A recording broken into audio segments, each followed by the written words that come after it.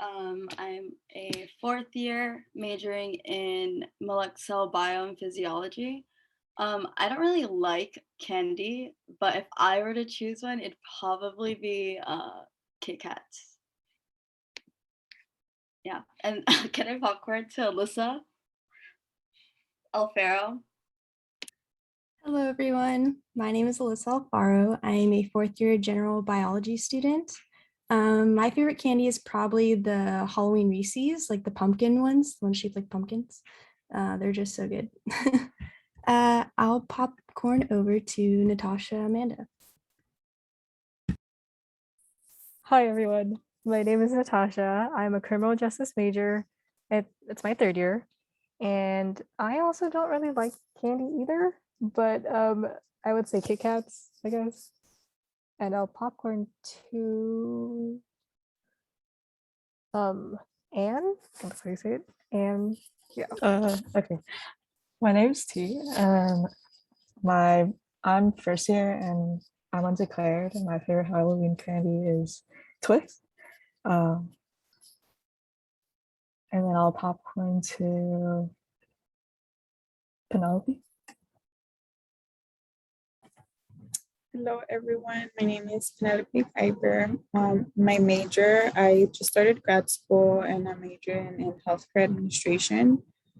My favorite Halloween candy, I literally love all candy, but my favorite one, it's called Kinder. It's a chocolate. I don't know. Apparently, not everyone knows what a Kinder is, but yes. And I'll popcorn sour. Hi, everybody. My name is Saron Shifra, and I am the Hours Program Coordinator. And my favorite Halloween candy is also Kit Kat. Seems to be a lot of us who are fans.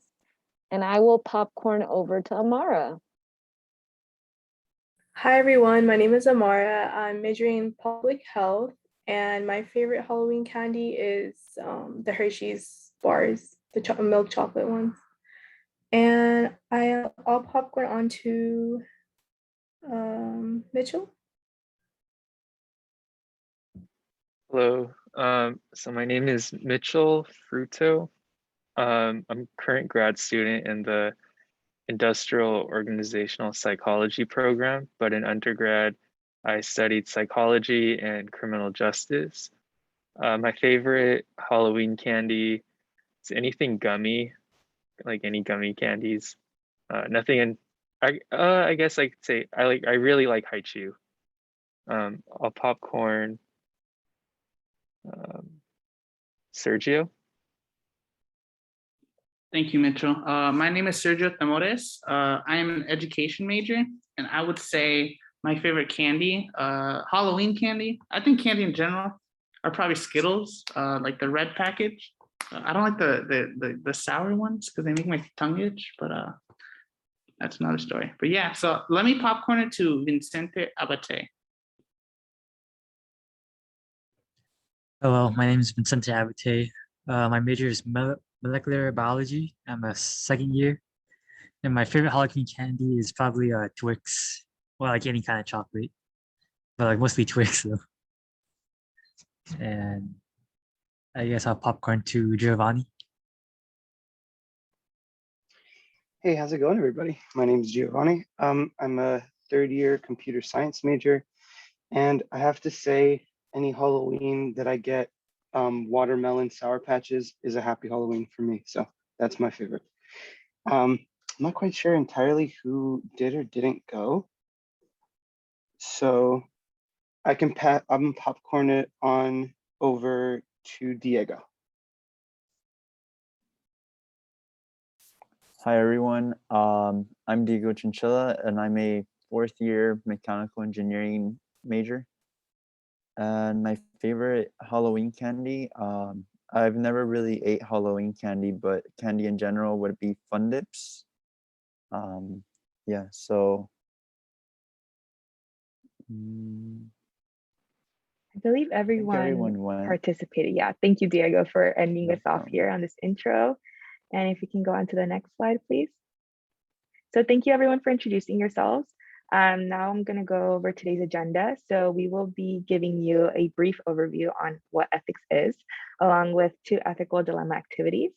Next, we will present ethics in research and be presenting videos regarding Zimbardo's Stanford prison experiment and Stanley Milgram studies of obedience. And we'll finish off discussing the Belmont Report, along with its basic ethical principles and applying the Belmont Report in practice. Next slide. Okay, so what is ethics? Does anyone have any idea of what ethics means and what it's about, what it's relating to? You guys can feel free to unmute yourselves or send some messages to the chat. I'm going to give you guys a couple seconds to do so.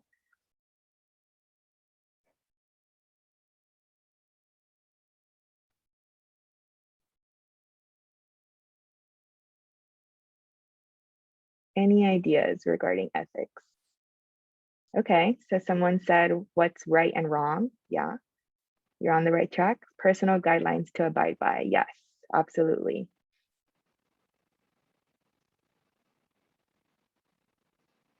Morals. Yeah, definitely regards morals.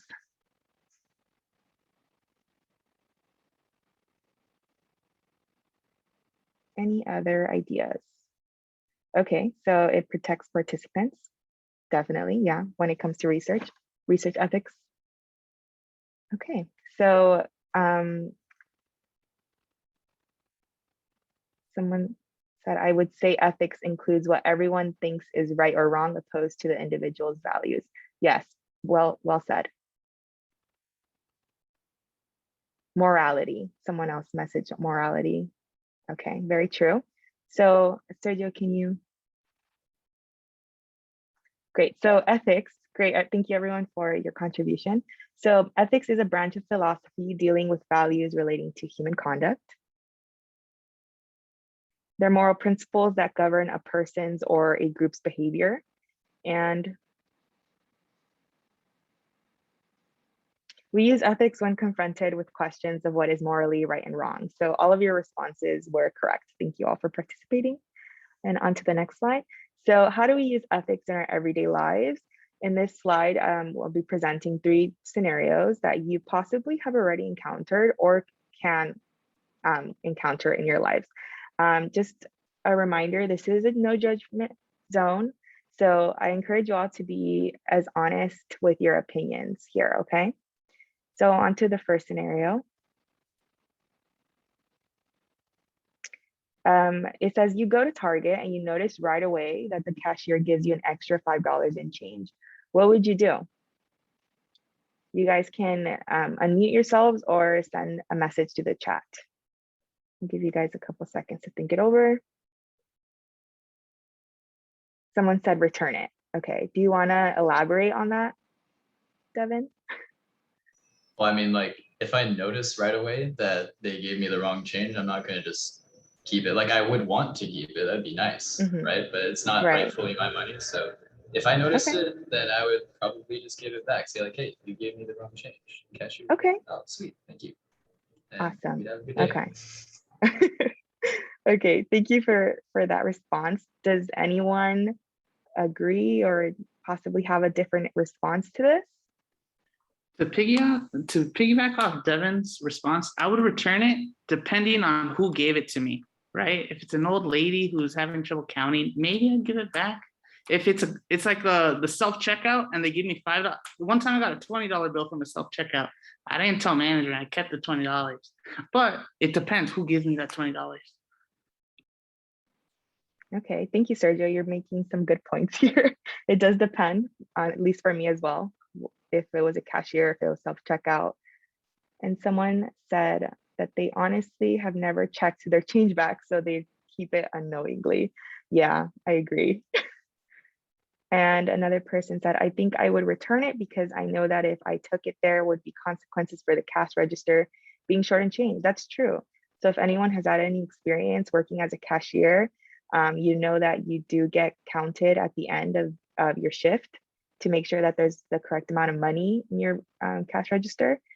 So that's definitely something that you think about if you have the experience, right? If you have the experience, so that would affect your your ethics regarding this, right? Any other contributions to this? So someone said that they'd buy themselves a bag of chips probably with the money. Okay, let's see. True, yeah. Chips are expensive nowadays. I think you'd only be able to afford maybe 1 or 2 bags. Okay, on to the next scenario. Thank you all for participating on that. So you can get free wireless connection by accessing the account of your next door neighbor who pays for their Wi-Fi. What would you do? Personally, I've had this experience when I was younger. And I was probably in middle school or high school, and I did use their Wi-Fi. So, I mean, I haven't had any consequences for that. It's more like I'm grateful, right? That it was available to me at the time. It didn't have a password, so keep that in mind. Someone said that they would cancel their current Wi-Fi plan. Another person said, I've actually had someone do this to me once. All right, now I'm feeling guilty. Any other reactions to this?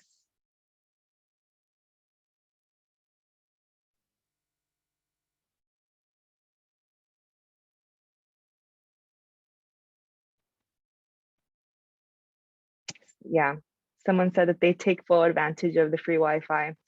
I mean, I have to agree. I don't know if I'd do that now, but yeah, so you got to do what you got to do. Thank you. Yes. Wi-Fi is expensive. It is very expensive, especially the good kind. Okay, so on to the next slide. On to the next, yeah, there you go, scenario. So this is the final scenario. Your group mate is always taking credit for your and other people's work. Okay, so is it okay for you to take credit for their work just this one time? Let's think about this. This group mate probably never did their work before, right? If they're taking credit for other people's work. Does anyone have any opinions on this? Has anyone experienced this before?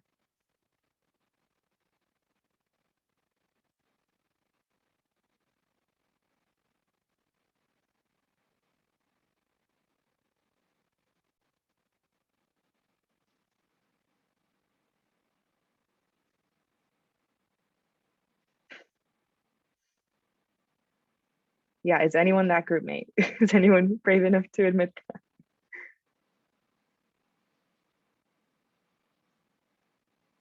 Someone said they'd report them to the professor. Okay, makes sense.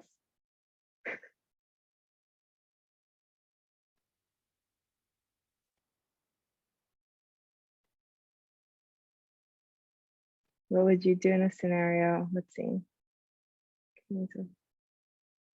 Yeah, I'd have to agree with Mitchell. It depends on the quality of their work. Ooh, that's a good response there. They're all good. Yes. Okay. I've actually experienced this and I don't, someone said, I've actually experienced this and I don't think that it's okay to take credit for someone else's work. I reported it to the professor. Okay. Respect that. Great. So these are all great responses. Thank you all. Any questions regarding this scenario, these scenarios? Okay. On to the next slide, please. So this is a lifeboat scenario. I'll be reading through the scenario and you guys do need something to write with. It can either be an actual pen and paper or you guys can just use your phone or laptop to take a note of it, okay? So the ship is sinking and the seas are rough. All but one lifeboat has been destroyed. The lifeboat holds a maximum of just 6 people. There are 11 people that want to board the lifeboat. The 5 individuals who do not board the boat will certainly not survive. Of the following individuals, who should board the lifeboat? And here's the list.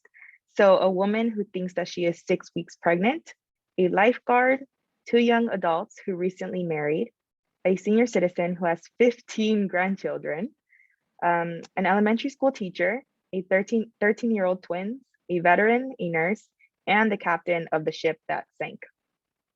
So I'm going to give you guys about a minute to think this over. And feel free to write your responses in the chat or to just unmute yourself after the minute, okay?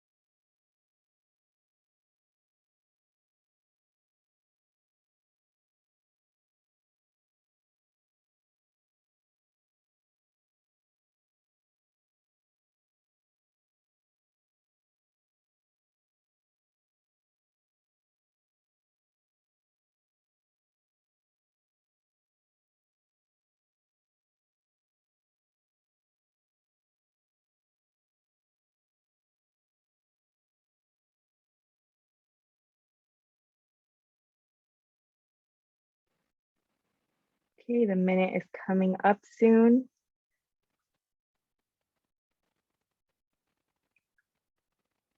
All right. So someone has sent into the chat. Let's see. All right, that they would prefer to save all the younger generation. All right. And the people that would not survive for them would be the captain of the ship, the senior citizen, and the veteran. All right, thank you for that. Let's see. Someone's lifeboat includes the nurse, the lifeguard, the 2 twins, and the 2 young adults. 2, 4, yeah, that's 6 people. Okay. Another person mentioned that they would let the pregnant woman, the possibly pregnant woman, board, the nurse, the captain of the ship, and 13-year-old twins, and the lifeguard. Okay. Would anyone else like to share? You can feel free to unmute yourselves or just comment your list on the chat.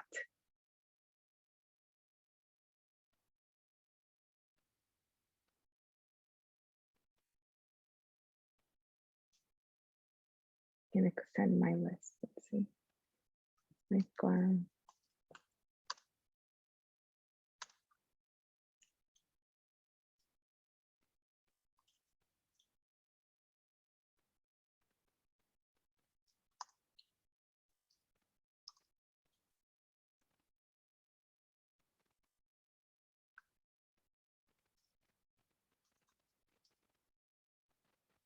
Someone said, I guess we have to assess people's roles that would determine if they even make it out alive.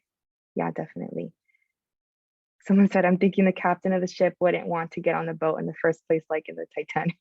It's a good point. Something to think about. So the captain of the ship, nurse, lifeguard may be essential. Yeah, that's true. Definitely. Yeah, I see a lot of people chose the nurse and the lifeguard and the younger generation as well. Okay. Ooh, someone mentioned that perhaps the captain of the ship is the reason why they're in that situation. It's a good point. Definitely why he didn't make my list. Yeah.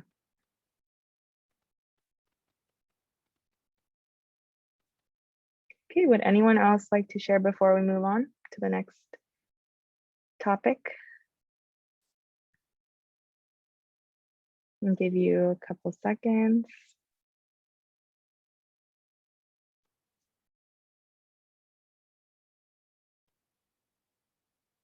Okay, awesome. Thank you all who participated for this one, for this scenario. We can move on to the next slide.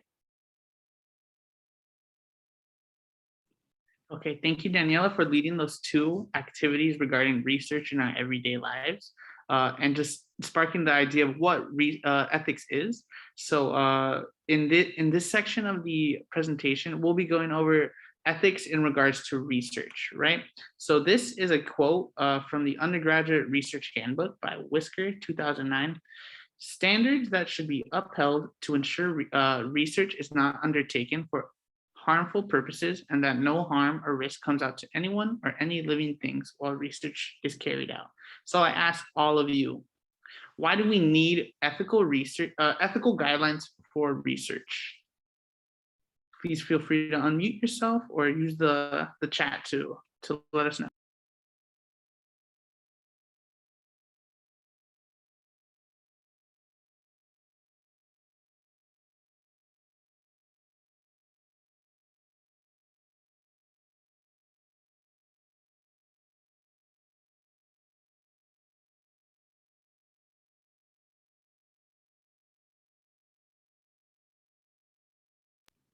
One reason I think ethical guidelines is good for research is because it sets a standard for conduct in the future, right? Daniela said safety, right? We want to make sure everyone's safe in these experiments and these research studies, whether it's the researcher or the participant, right? Does anyone have anything else to add? No, we'll be going on to this next part. Right, so this is the Zimbardo Stanford Prison Experiment. And I want to offer a trigger warning. This video does have acts of violence, physical abuse, and just people experiencing trauma. So this will take around 4 minutes. So feel free to mute the screen, mute the volume. while we go over this. And we'll be recapping this at the end of it. So let me just get started on this. And let me know if you guys can hear it.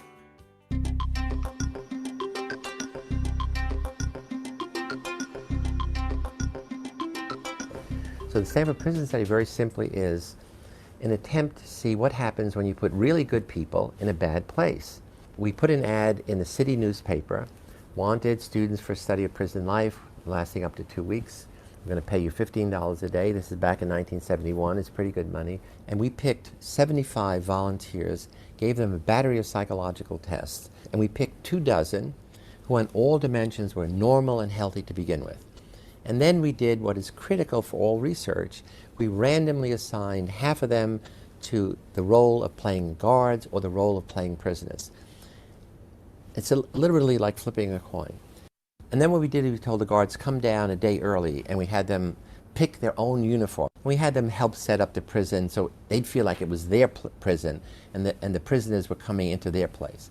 The prisoners, we simply said, wait at home or in the dormitories. Well, what we didn't tell them, which is a little bit of the deception of omission, is that they were arrested by the city police. Right there, they took me out the door, they put my hands against the car. It was a real cop car, it was a real policeman. They took me to the police station, the basement of the police station. I had told the policeman to put a blindfold on the prisoners, but since they had never been arrested, they didn't know that doesn't happen. The reason for the blindfold is then my assistants would come, put them in our car, bring them down to our prison, and they'd be in our prison now, blindfolded.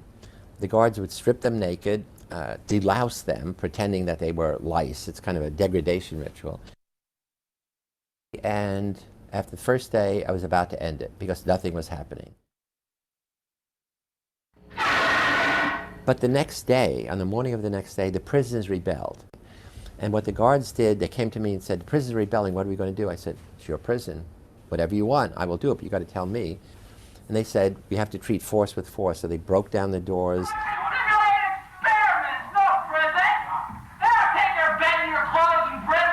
Stripped the prisoners naked, dragged them out. Some of them, they tied up their feet. They put them in solitary confinement, which was a tiny little hole in a closet, about this big, dark. And they said, at this point, everything but breathing air is a privilege. Food is a privilege, clothes are a privilege, having a bed is a privilege. And so the guards began to say, here are the new rules. And the new rules are, you are dangerous, and we are going to treat you as such. And then it began to escalate. Each day, the level of abuse, aggression, violence against prisoners got more and more extreme. And so the guards changed to become more dominant. And you see, it's all about power. It's the whole institution that empowers the guards, who are the representative of this institution called prison, to do whatever is necessary to prevent prisoners from escaping, maintain law and order. Keep going. Yeah, so that's just a little snippet of this one video we found, and we'll provide it in the email following the presentation. But you can find more information on the Stanford Prison Experiment. I just wanted to hear your reactions about it because obviously these people were like, information was omitted about how the research procedure was going to go. They didn't know they were getting arrested. They didn't know they were going to be like abused, right? They went through a lot of physical and mental trauma through this experiment. So I just wanted to go through the chat or just unmute your reaction to what you just saw.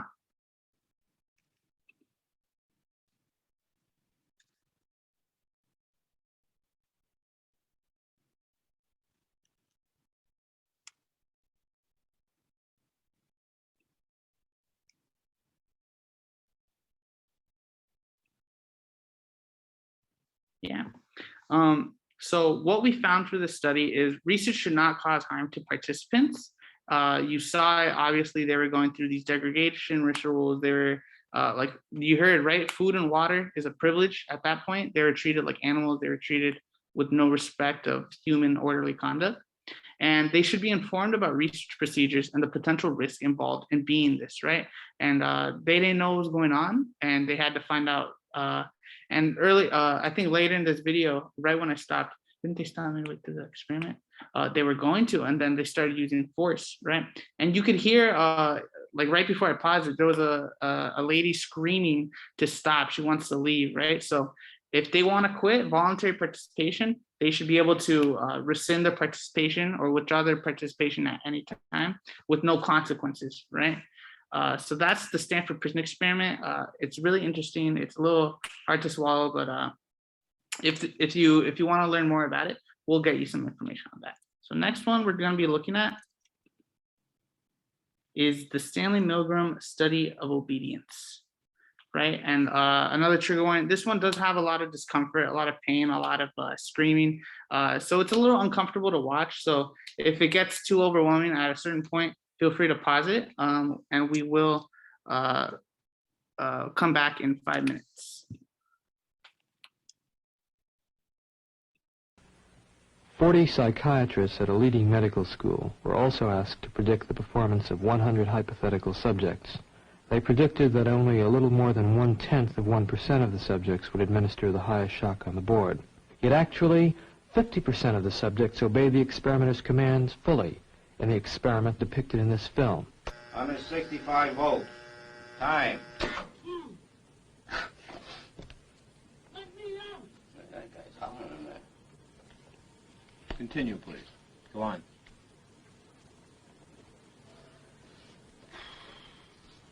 There's a lot of them here, you know, they have a heart condition there. You want me to go? Just continue, please.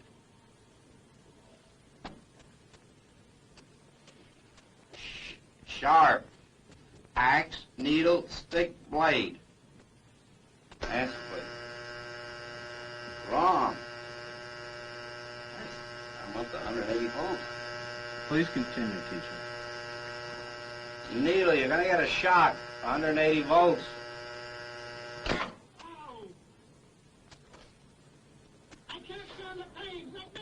can't stand it now. I'm not gonna kill that man there. You hear him hollering? As I said before, the shocks may be painful, but they're not dangerous. They're hollering. He can't stand it. What if something happens to him? The experiment requires that you continue, teacher. Yeah, but I'm not going to get that man sick in there. I mean, he's hollering in there. You know what I mean? Whether the learner likes it or not, we must go on until he's learned all the word I pairs. refuse to take the responsibility of getting hurt in there. He's in there hollering. It's absolutely essential that you continue, teacher.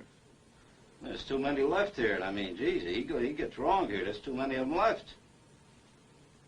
I mean, who's going to take the responsibility if anything happens to that gentleman? I'm responsible for anything that happens here. Continue, please. All right, next one, slow. Wrong. Answer is neck.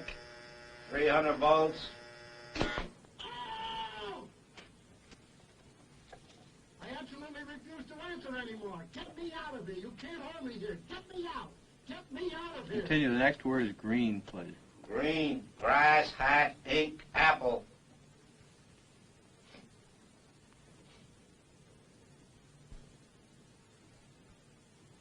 I can't go on, he won't answer.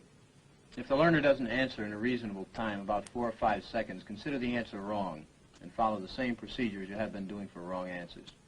Say wrong, tell them the number of volts, give them the punishment, read them the correct answer.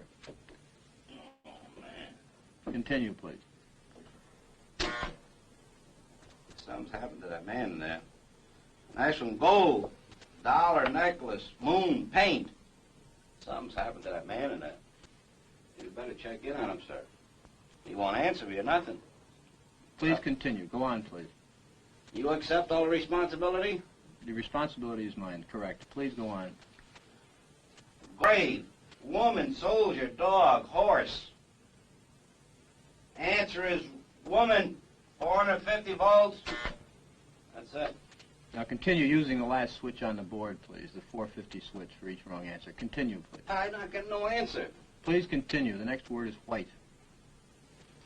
You think you should look in on him, please? Not once we've started the But experiment. what if something's happened to the man, had an attack or something there? The experiment requires that we continue. Go on, please. Don't the man's health mean anything? Whether the learner likes it or not, we But must... he might be dead in there. I mean, some people can't take this shock, sir. Please I continue. don't tend to be rude, but I think you should look in on him. Whether All you got to do is look at the door. I don't get no answer, no noise. Something I think has happened to the gentleman in there, sir. We must continue. Go on, please.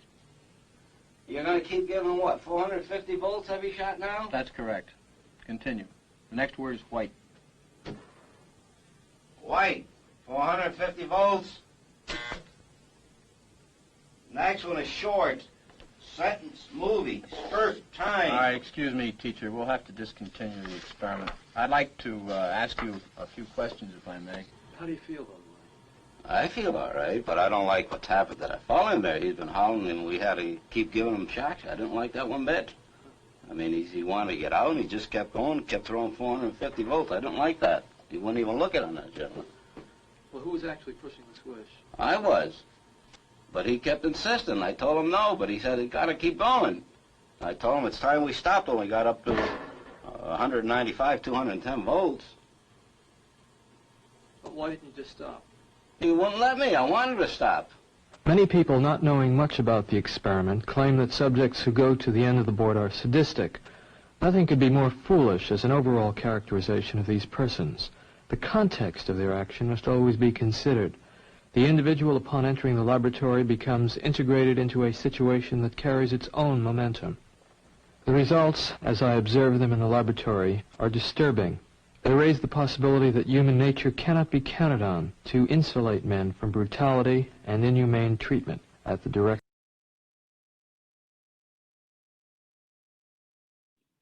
All right, that was a Stanley Milgram study of obedience. And one thing that was at the beginning, but it cut off, was that there's no one in that room, at least no one attached to like the shop. It was all a deception, right? They wanted to see if they would keep continuing to cause harm on another person, and there was no one. But you can't say that there was no risk to the person being researched, right? You could see the anguish in him. You could see his uncomfortability. He was very uncomfortable with the situation, knowing that he was, well, unknowingly, he didn't know there was someone there, but he thought he was causing harm and pain to these people, right? So when a study involves deception, you must be very clear of why you're using that form of research and if it's integral to your study, right? So research should not deceive participants. Does anyone have any questions about that or any reactions to that? Not, put it in the chat, we'll come back to it. So after looking at these two experiments, we could obviously, there were some ethical guidelines that were not being abided by in their research. So the Belmont report is a guideline, it guidelines the ethical principles that should underlie the conduct of biomedical and behavioral research. And going forward, it sets the principles of what should be done and how to ethically do it in research. So applying the Belmont in practice, what does it look like when conducting research? What does it look like in real life? So the first one is informed consent, right? So participants in the study should understand what's going on and how they're contributing to the study, what their participation looks like, and what they will get out of it, right? And obviously, informed consent would involve, in this embargo, it would involve like what's going to be going on, how are they, what are they going to be subjected to, and same with the Stanley Milgram. It should detail what they're going to be doing, talking about the shock test, and if it does involve deception, they need to clarify why it does. So second is voluntary participation. Participants should be able to withdraw their participation at any time and receive no consequences for it, right? And even that small amount of data you get, whether it's like an hour, 2 hours, it'll be useful going forward. You're not going to throw away that data, but it doesn't mean that they have to go through all 10 hours, all 15 hours of your project, of your study. So they should be able to withdraw their participation. Third, the assessment of risk and benefits. Looking at this this graph, right? The benefits should definitely outweigh the risks for it to be an ethical and worthwhile study. The selection of subjects, right? We want to be, first of all, you want to have a big sample and random sample, because if not, your research will not be generalizable to a specific population. And second, we want to avoid bias in selecting participants, right? We want to make sure everyone has a random chance to be selected to participate in your study. And lastly, privacy and confidentiality. These participants are offering their time, their effort, their energy to help you with your study, right? The least the research you could do is to protect and ensure confidentiality in their answers and their experiences they share. Any contact info, anything personal, to protect it on something that can only be accessed by the researcher or the team of the researchers who's approved to work with it. So we're going to go over the 3 basic ethical principles. Looking at the first one, the respect for persons. So individual autonomy. We should allow people to make their own choices, and we should also protect the individual's reduced autonomy, right? So people should be able to sign that informed consent, and people who with reduced autonomy, thinking about children under the age of 18, prisoners, people with mental disabilities, people with caretakers, the elderly, people who depend on others to be cared for or subjected to stuff like that, they should be very clear of what they're participating in and working with the people that take care of them to lay out how their participation is integral to their study. Second, beneficence. I said it right this time. Nice. I was practicing that. So we want to maximize benefits and minimize harm. We don't want to do any harm. We want to prevent harm and evil, and we want to promote good, right? And it goes back to that little design on the last slide. The benefits should outweigh the risks, because if it's not worthwhile. If we're causing more risk than benefits to the study, we're just inducing trauma onto these people with no ethical guidelines to abide by. And lastly, justice. Equitable distribution of research risks and benefits. Are the risks worth the benefits, right? If it outweighs it, it goes back to what I was saying. It's not worthwhile, and we're just subjecting these people to harm, right? And it may not be physical harm like we saw in Zimbardo where people were getting hurt, but that anguish we saw in Milgram's shock obedience experiment, you could see he was very uncomfortable. He felt discomfort, he felt anxiety. That doesn't mean he's not being subjected to risk, right? So we should think about that as well. And even in qualitative studies where we're talking about experiences, you're making them think about the past experiences, right? Whether it's about experiences of trauma, of pain, of things like that, you're making them relive it. So that is also a risk that you may not see at face value. So does anyone have any questions about what we talked about earlier of how to place ethical guidelines in our own research? Does anyone have any reactions to the videos either?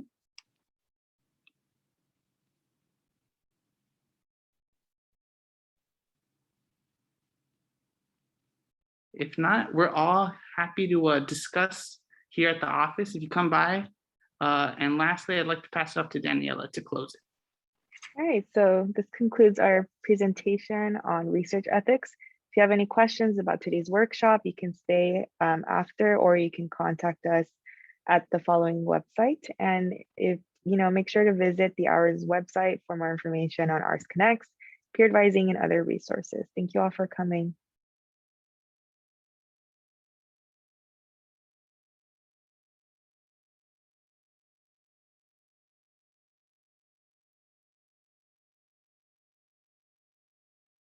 Thank you, guys.